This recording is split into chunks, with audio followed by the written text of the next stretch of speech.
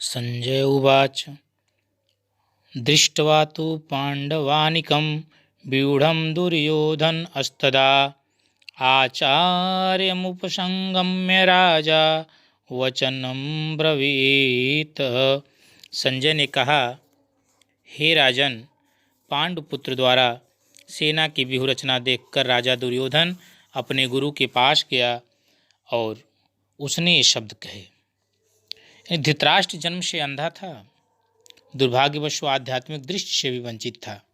वह यह भी जानता था कि उसी के समान उसके पुत्र भी धर्म के मामले में अंधे हैं और उसे विश्वास था कि वे पांडवों के साथ कभी भी समझौता नहीं कर पाएंगे, क्योंकि पांचों पांडव जन्म से ही पवित्र थे।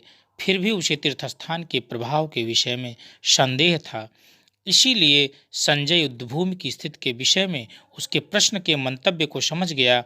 अतः वह निराश राजा को प्रोत्साहित करना चाह रहा था।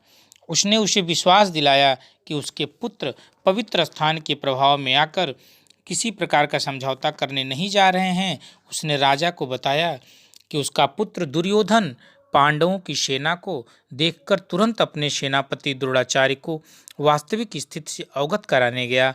यद्यपि दुर्योधन को राजा कहकर संबोधित किया गया है, तो भी स्थिति की गंभीरता के कारण उसे सेनापति के पास जाना पड़ा।